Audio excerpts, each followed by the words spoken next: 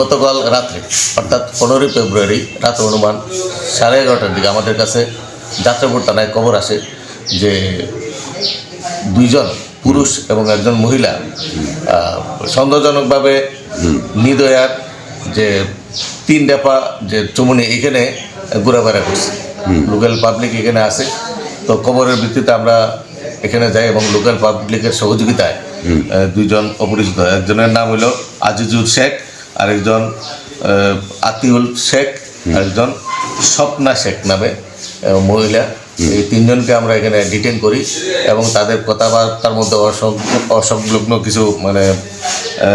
জড়িত আছে এবং বোঝা গেছে তারা বাংলাদেশি এবং তাদেরকে ইন্টারোগেশন পরে তারা স্বীকার করছে যে আমরা বাংলাদেশি। তারা এটাও স্বীকার করে গত 4 বছর আগে তারা ইন্ডিয়াতে আসছিল এবং বিভিন্ন জায়গায় তারা বেঙ্গালোর এইসব বিভিন্ন জায়গাতে কাজ করছে এবং গতকালকে তারা বাংলাদেশ তাদের নিজের বাড়িতে যাওয়ার উদ্দেশ্যে, বাংলাদেশ তাদের বাড়ি নড়িয়াল ডিস্ট্রিক্ট বাংলাদেশে, তারা নিজের বাড়ির উদ্দেশ্যে যাওয়ার উদ্দেশ্যে এখানে আননোন কোনো টাউটের সহযোগিতা তারা বাংলাদেশ যাওয়ার চেষ্টা করছিল। ওই সময় আমরা লোকাল পাবলিকের সহযোগিতা তাদের ধরতে পারছি এবং আজকে তাদেরকে আমরা সুনামরা কোর্টে প্রেরণ করছি এবং তাদের সাথে কে কে জড়িত আছে এবং টোটাল বিষয়টারে গতিয়ে দেখার জন্য আমরা ইনভেস্টিগেশনের স্বার্থে আমরা তাদেরকে রিমান্ডে রাখছি।